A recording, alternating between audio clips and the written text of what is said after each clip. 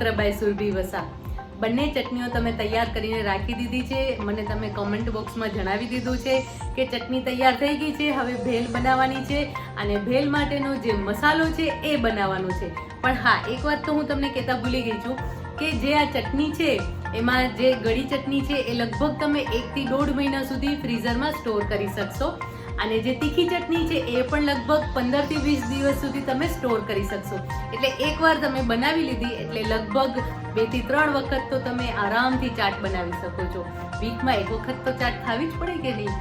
હા, હવે તો મસાલાનો વારો. આ મસાલો એવો મસાલો છે કે જે હંમેશા ભેળપુરીવાળા, ચાટપુરીવાળા પાસેથી આપણે લઈને આવતા હોઈએ છીએ, કારણ કે આપણા ઘરે આવો મસાલો ક્યારેય બનાવ્યો જ નથી.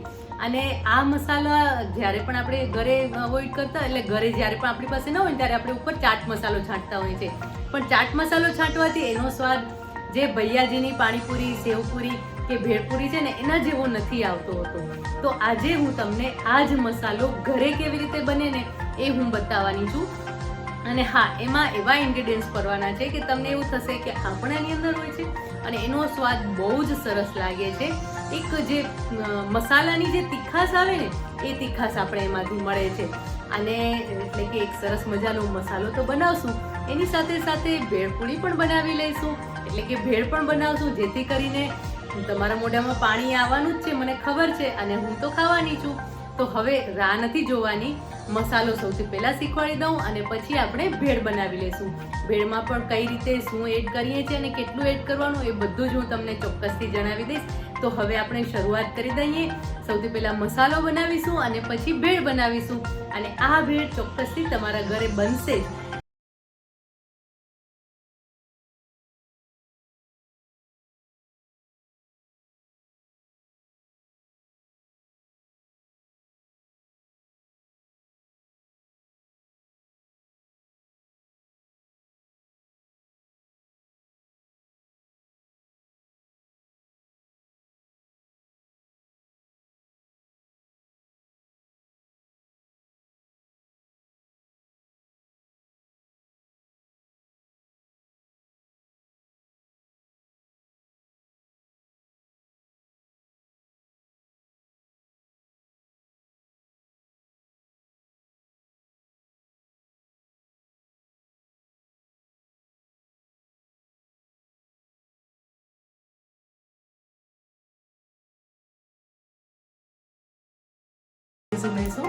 હવે આમાં આ જે ઉમેરી રહ્યા છીએ આપણે એ ખાસ વસ્તુ ઉમેરી રહ્યા છીએ, જેના કારણે જે મસાલો છે એનો સ્વાદ બહુ જ સરસ આવે છે. 4 લવિંગ અને લગભગ ½ ટીસ્પૂન મરી લઈશું આપણે.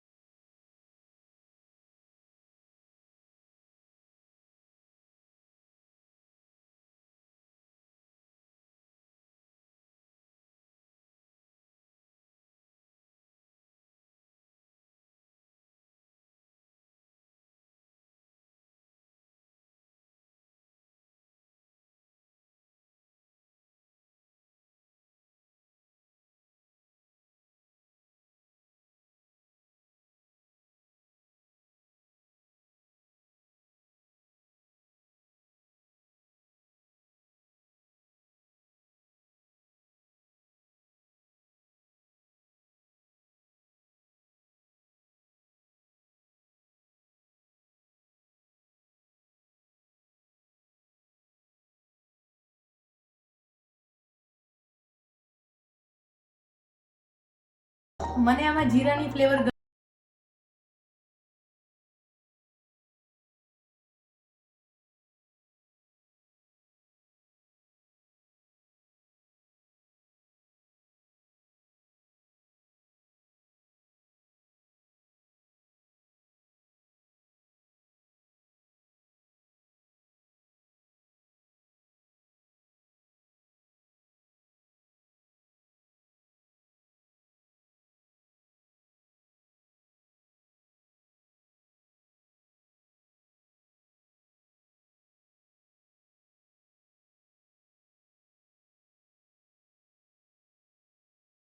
કપ મસાલા બુંદી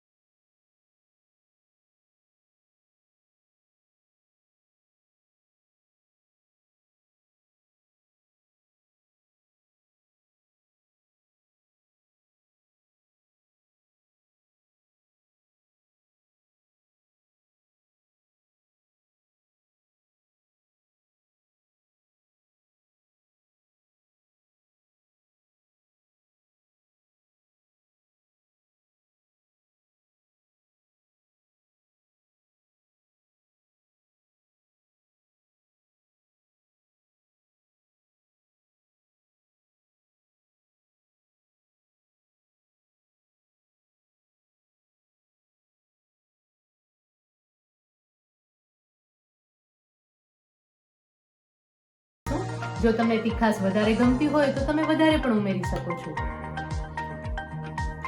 હવે આ જે ભેળ છે એમાં આપણે ગ્રીન ચટણી નથી ઉમેરી રહ્યા, આ બંને ચટણી જ ઉમેરી રહ્યા છો, કારણ કે ઘણી વખત આપણે ખુંચા પર ખાતા હોય છે ને ત્યારે આ જ બંને ચટણીનો સ્વાદ એકદમ સરસ આવે છે અને આ જ બંને ચટણી સર્વ થતી હોય છે.